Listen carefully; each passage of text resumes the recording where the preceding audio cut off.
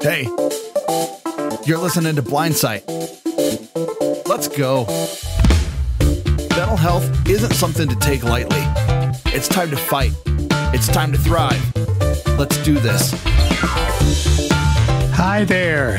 This is Bill Lundgren, your host of Blindsight. Glad to have you join us. If you're joining for the first time, welcome. If you're a long-time listener, God bless you. We're happy to have you part of the team. And we're going to be talking today about advocating for ourselves in mental health, which is very important, yet we don't talk about it much. When I say we, in the profession and in the community, we don't think that put it bluntly, we get intimidated by what a friend of mine calls the potholder's degree, PhD, or the MD after a person's name, and we begin to lose our self-protection. Sure. It's about the only way I can put it. And with me, as frequently we do, I have Jonathan Price, the producer of our show, but also, in a way, a co-host, because there are a lot of times I like having somebody to bounce off of and also to give a different perspective because, I'm coming from one viewpoint and I always welcome a different perspective. And if you have a different perspective on what we're talking about or want us to talk about some specific topic, don't hesitate to drop us a line. You can send us an email or feedback at aftersight.org or on our telephone line, feedback line, which is 720-712-8856. And, keep those in mind. We certainly love to have your feedback. So anyway, Jonathan, welcome. Thanks, Bill. I'm really excited to be here. The kids are out of the house. They've been in school for the last week and a half, almost 2 weeks. And man, it hasn't been that long. Great. I know. Okay. Well, and it was funny because, when they were out of school, their schedule kind of revolved around me and what I was doing because they were home all the time. And now my schedule is revolving around them because they're in school. Ava has dance 2 nights a week. Landon has flag football and there's youth group and all the other things that are going on. I'm like, oh my gosh, what do I do with my day now? So, right, because they can't drive yet. No. Although Ava's getting pretty close. Oh my goodness. Yeah. Well, yeah, I know. When they get to be 16, they're going to be right there saying, "Hey, Dad, where are the car keys?" That's right. Yeah. That's right. Yeah. That's the problem. Kids grow up. They're so wonderful. And then they grow up. But it's cool. Well, when kids grow up, they have to learn this self-reliance and self-dependency. And I think that's a great, thing, especially when we're talking about advocacy, to teach them to advocate for themselves and teach them to say, "That's right. I need this," or "I want that," or "Dad, it hurt when you said this." To be direct. Yeah. So explain to me what advocacy truly means and why it's beneficial. Well, the way I'm looking at it in the context of mental health and what we're talking about is that even the best therapist in the world does not instantly know everything about you. Right. You have to help. Well, I won't say you have to. You and the therapist together have to be a partnership for your mental health. And that therapist needs your guidance to examine the things that are specific to you. Yeah. Unfortunately, some people think, for example, if you're having depressive symptoms, oh, you're depressed because you're blind. Well, depression is not caused by blindness. Yeah. Blindness may generate in you some feelings of depression, but it might also generate anxiety. Sure. Or those symptoms may be totally unrelated to your being blind. And it's real important to help people, professionals, to keep that perspective, because sometimes they're liable to forget, and we forget sometimes. Yep. Now, the blindness may cause some grief reactions, particularly if you're newly blind or your vision has deteriorated to the point where, as a friend of mine just had to give up your car keys. Oof. And mourn the seeming lack of mobility because they can no longer drive. Yeah.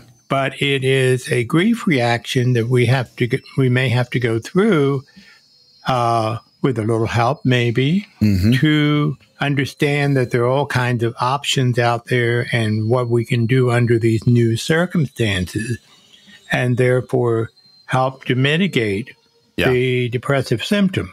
Yep. And that's when the partnership is, with your therapist is so important.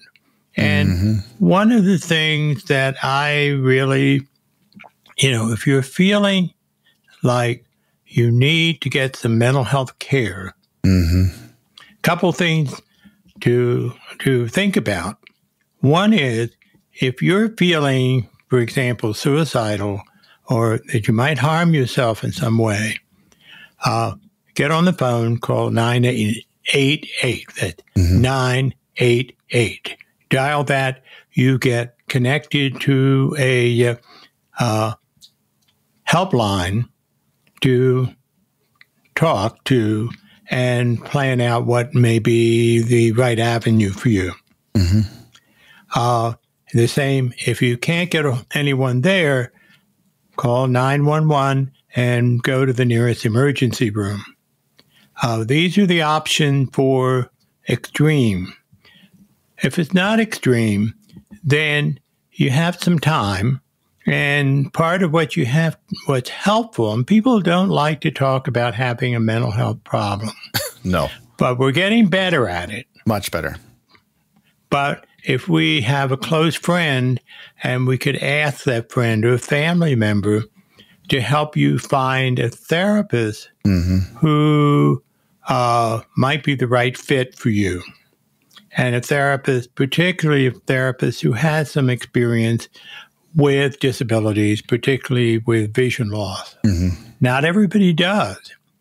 One of the things, if you have insurance through work or whatever, you can look through the list of therapists that they have approved. And one of the things that I was asked when I was approved, do I have some knowledge of disabilities? And, I thought for a moment, do I know myself? Well, yeah, I'll put myself down. Yes, I do. And that gives you a shot at saying, oh, this person knows about disability and is going to be able to put that into perspective if necessary. If you don't now Medicare has fewer and fewer choices, but you can still look for that. If you can't find it, then when you decide on someone, be sure to see if you can talk with the person for a few minutes before you make that first appointment, just to check out, are they comfortable with working with disabilities? And also to find out from them the things that you need in order to make it to the office. It's one thing if you have a family member or a friend who's going to drive you to the office and take you by the hand, but that may not be available. So if you can talk to the person about, and let's say you have low vision, you can still drive, and you're driving, check with the therapist or the therapist staff things you need to know about parking, about how you get there, landmarks and whatever. Is there public transportation nearby? those kinds of things to make it easier for you, because it's all you need is to be getting rattled in the job of trying to find the place. Yeah. And find where the office is. And one of the biggies too, in big office buildings, they may not have a board or anyone around to tell you where that particular office is. Right. And you need to know that. And as much information as you can find to make the travel easier will help your feelings and be able to then, when you get into the office, to be able to talk with the therapist about what the mental health issue is for you. If you have a guide dog, it's a good idea to check it out. I've had patients who've been allergic to my guide dog, and we had to make a decision to refer to someone else because she was just too allergic to be in the same room, or even in the same office with a guide dog. I didn't know whether she was also allergic to me, but that's a whole different issue. No. The thing is, there are some things that we have to pay attention to. Paperwork. We have so much paperwork, and people automatically put it in front of us and expect us to be able to negotiate it without any help. That's right. That's an assumption. Yep. And I recommend, if you talk to a therapist, hey, are there any forms that I have to fill out? Can you send them to me? So that your computer, if you have a screen reader, you can fill them out, bring them to the office, or better yet, ask if they have a screen reader in their office, or they have some way of having somebody read you the material in a secluded setting. I can't tell you how many times I've had to sit in a waiting room with a friend, and my friend reads the form, and I've got to tell the friend my personal information, which I really don't want to do. Yeah. But more than that, right there in an audience, where there's an audience and other people in the waiting room. Yeah. So those kinds of things, for your benefit, it's helpful to find out as much as you can before you even get started. Now, the other part to advocate for yourself is to understand that you may have some unique parts of your history that you need to share with the therapist that may or may not be relevant. And the therapist will make the determine whether it's relevant or not. You don't have to.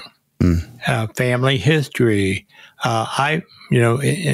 A good therapist will spend quite a bit of time taking your history to kind of get your background, to kind of understand where some of the issues may be and where the issues aren't. But you can't, the therapist can't guess that that's what's going on unless you tell them. Right. And the more that you, and also particularly if you're taking any kind of medication or vitamin supplement, be sure to take that with you in the first appointment. Yep. Because there's going to be times that you forget what medications you're taking. Right. Absolutely. And how much and when. And sometimes that stuff will surprise you when you find that you have a reaction to something you didn't think you would have a reaction to. Well, even the wrong doses of an SSRI can send you into a huge tailspin, and you may think that you're super depressed when really your medication's off. Yeah, exactly.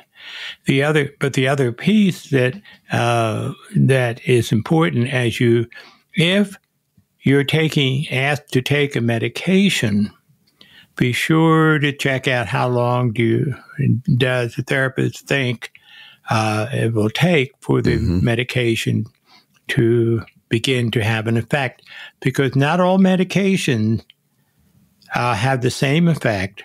Right. With every person. And in fact, we're doing a lot of research now. In fact, I know there's one lab right in the area where you live, Jonathan, where they're focused on finding a connection between efficacy of a psychotropic drug, that is, drugs for mental health, and genetics. Yep. Because some people, they're genetic because it's different. Some drugs won't work for them, but another drug might. Yeah. And this is the kind of stuff that we're just discovering. And that, again, that's the kind of thing that is helpful. And also to understand that medications take some time. Some are very quick, but others may take several weeks, particularly in the antidepressant area. Right. They may take several weeks, and you and your therapist have to talk about, well, how long does it usually take for this medication to work? And if it's not working, when should I be contacting you? When, because you may not be seeing the therapist every week. Right. Or you may be seeing a psychiatrist who will see you once a month, or may start off weekly, but to see how the medication works. So it's depending on who you're going to. And again, this is another thing in terms of advocacy, is to, talk about what would be the best type of therapist for you. Yeah. And part of that will depend on what's going on for you. And the more that you can share, take notes at home. Yes. What are you experiencing? When are you experiencing? If you're feeling depressed right after you have a big blowout with your spouse, that may not be, a mental health issue. That may be a couples issue. Yes. And of course, in couples issues, each one blames the other for the problem. That's right. And so that's all part of advocating for yourself, is to say, this is how I see it.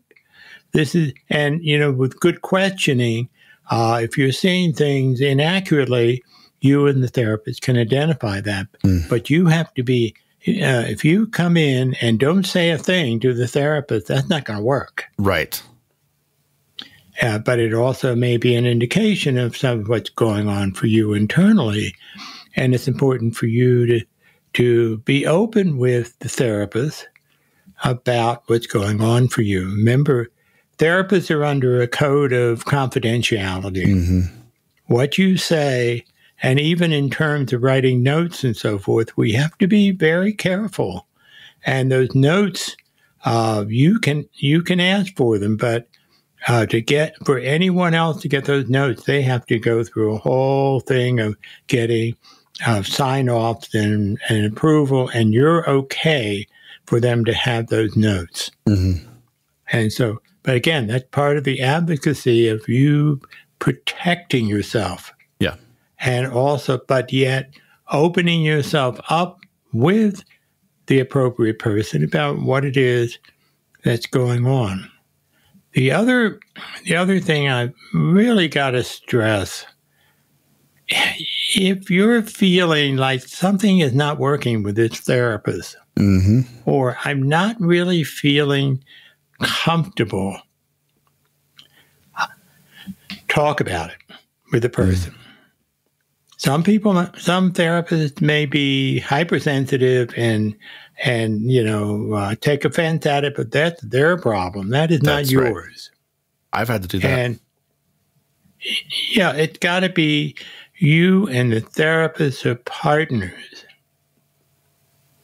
I have had clients that have come in, and I didn't advertise that I was blind.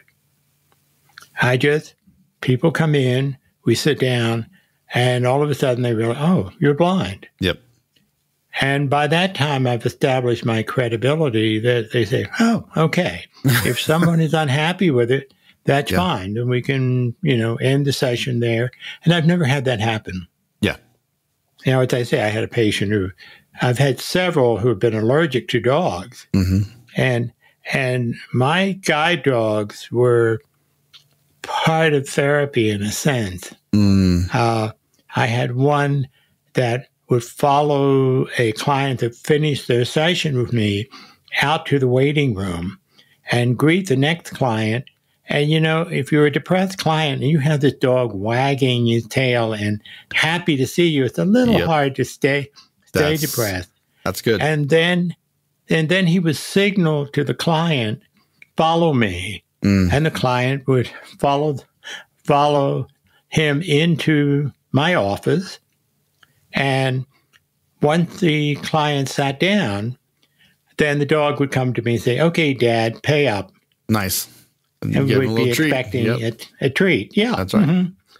But it creates a different atmosphere. I had one client who, during the pandemic, when I wasn't to see anyone and I had to do telephone, and then when it looked like it was safe to do it, I told her, make an appointment for face-to-face. And she said, I want to come in. I want to see Hugo, who was my previous dog. And I had to tell her that Hugo, during the pandemic, had passed away. She said, okay, I won't bother coming in. Oh. And I thought, well, I beg your pardon. But that's something. But advocacy, are you comfortable with the person that you're working with? And that includes the therapist guide dog. Yep. Are you comfortable? If you're not, unless part of what you need is a little bit of pushing, but you have to be a little bit comfortable and trusting of the therapist to allow the therapist to push you in doing what you need to do. Sometimes, not all sessions will be sweetness and light. Right. You may be PO'd, but if you believe that the therapist has your best interest in mind, then you stick with that person, because that person is not letting you get away with some stuff that other people might. But again, you have to trust your gut. That's right. And that's what advocacy is all about, in my mind, is being willing to trust your gut and not be snowed by the person's credential. Because somebody could have all the credentials in the world but not be the right person for you. And it doesn't mean that all therapists would be wrong for you. It just means that that person's style or whatever it is not suited for you, and you always have the right to terminate therapy, just as if it's not working, the therapist has an obligation to say, look, what we're doing is not working for you. And it would make a recommendation that you see so-and-so, make a referral. That isn't a rejection of you. That just means that what is going on between the two of you is not working. And it's only fair that, you don't keep going to something that's not working. On the other hand, if you feel, this is working for you and you have the evidence, then, okay, let's see what we can do. And part of it, too, is having a sense of where you're going. All of this, it does not help your therapy to be passive. No, you won't succeed. You won't get anything out of it. But you and the therapist have to make an investment in the relationship, almost like a marriage. Right. And the investment and the product of the investment is your life, maybe a life change, or you feel better about yourself, whatever goals that you set for yourselves. Now, couple therapeutic issues that you need to pay attention to as a person with blindness. Number one, and I always hate to say this, but people, our statistics are showing that persons with blindness are 3 times higher risk for addiction. Yep. And we also find that people with disabilities, I don't have specific numbers for blindness per se, but in the general category we call people with physical disability, there's a very, very high rate of sexual abuse that occurs, which often gets locked up in a person. They kind of block it out. Yeah. But it's an issue that, that you may have to struggle with in terms of talking with your therapist about that, if it, indeed it's an issue. Or something may trigger your awareness. Oh, I didn't know that was sexual assault. And then that may be related to what the issue is that you're bringing to the therapist. It's all you have to, again, that's where we talk about trust. And I know I've gone to therapists, a variety of them, over the years, part of my training, but also in terms of wrestling. Everybody, I think, I have a bias. I think everybody should do something of therapy at some point. Yep. But we don't have enough people out there to do it. But, in those times, before I even got into the business, I needed to wrestle with some things. And I'm not ashamed to say there were a couple of them I shouldn't have gone to, and so I've learned about advocacy the hard way. But that's what happens. That's how you learn and you grow and you begin. And then I discovered, I could be a therapist. Yeah. And that's when I discovered, when I was diagnosed with the retinitis pigmentosa that I had, I knew, I really love therapy. I love that whole field. And that kicked me into action. Sure. As I've said in other programs, kicked me into action to become a therapist. And I've never regretted that decision. You're not going to necessarily become a therapist, but if you're getting something out of it, you really will appreciate it. If you're not going to like it at all. Oh, yeah. And don't hang in with somebody that's not working. What are your thoughts, Jonathan? Well, my thoughts would take up an entirely new show, which I think we're going to have to do a part 2, because one thing that I really want to talk about is the reason we don't advocate for ourselves. And I'll just give you a teaser for the next time, because when I think about advocacy, I think of knowing yourself and knowing, to thy own self be true. It's do I know myself well enough to say that I have an issue? Do I understand that I may have an issue? Do I have a blind spot? Am I surrounding myself with people who can speak into my life and speak into those blind spots? Or am I going to put my head in the sand like an ostrich and pretend that everything is okay and not advocate? Am I going to be a people pleaser? Am I going to be a peacekeeper or a peacemaker? And there's 2 very distinct differences between the two. A peacekeeper is going to be the go-between 2 parties. If you're at a party, if you're talking between your spouse and your kid, and you're saying, well, mommy says this, but the kids want to do this. I'm going to try to keep the peace.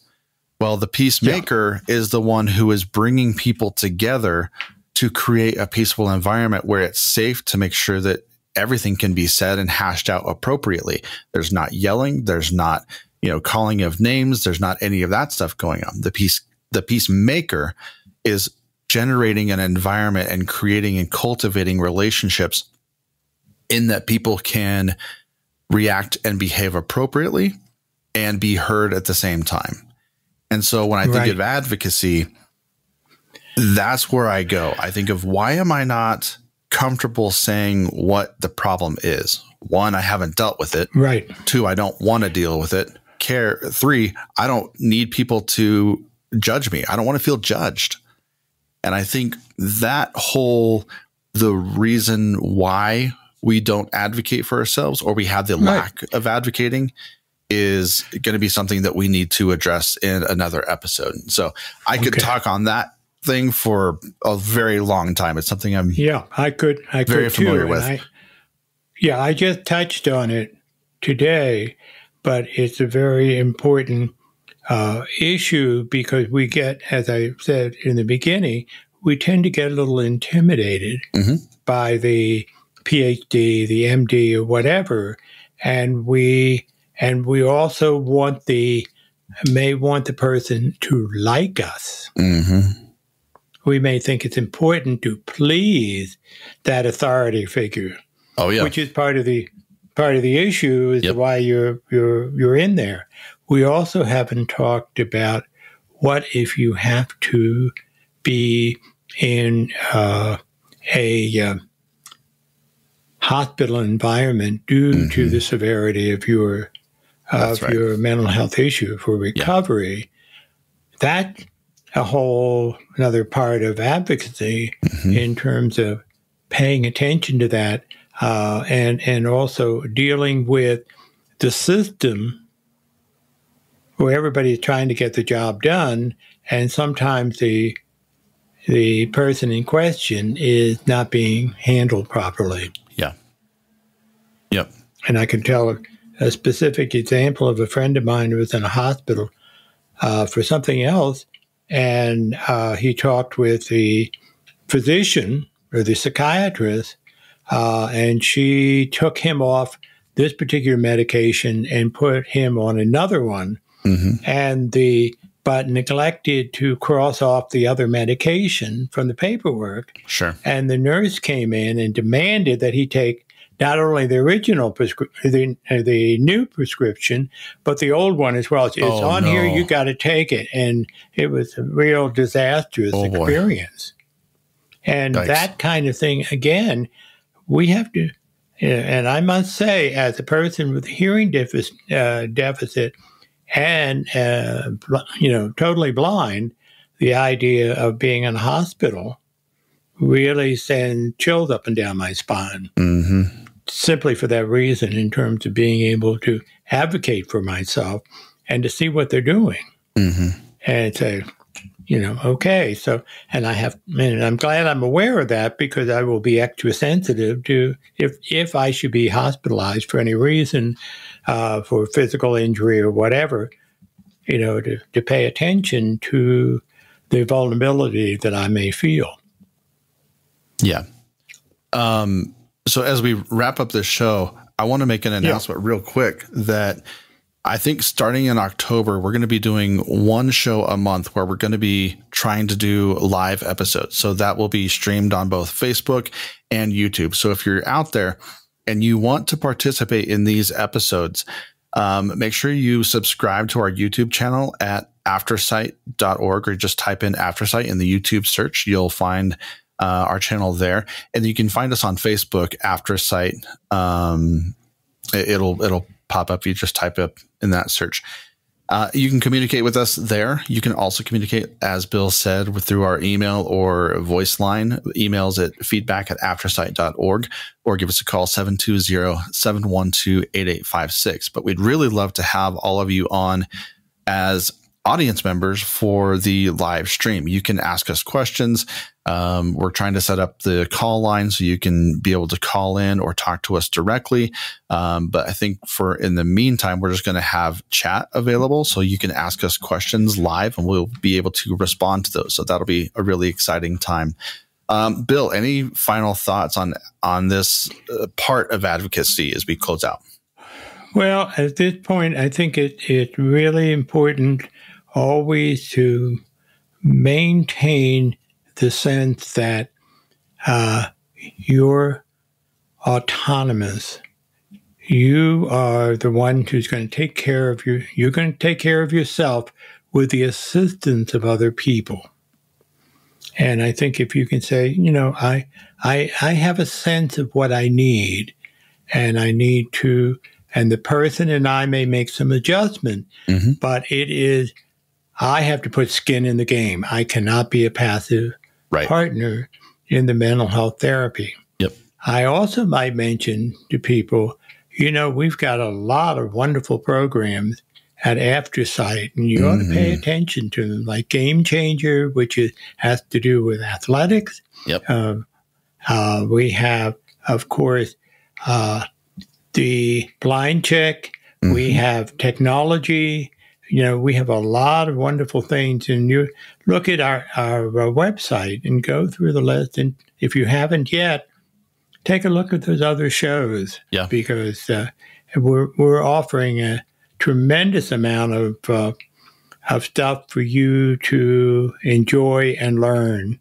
So welcome aboard. And you can thank my co-host here for the, he's got his finger in so many pies. I'm surprised he hasn't run out of fingers. Well, my computer and my mouse are looking a little sticky these days. So it's fun. Yeah. The only time that we don't have a new show coming out is Mondays. And so, yeah, Tuesday mornings, we have Navigating Life with Vision Loss. Wednesdays, we have Blind Level Tech.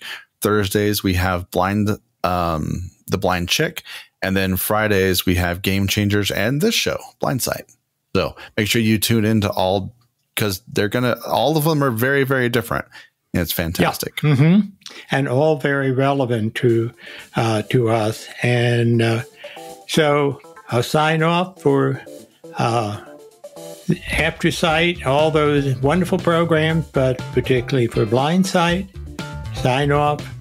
Thank you for being here. Tune in to the next episode. This is Bill Lundgren, your host, and Jonathan Price, producer and big helper in this whole project. Thank you. Good. Take care.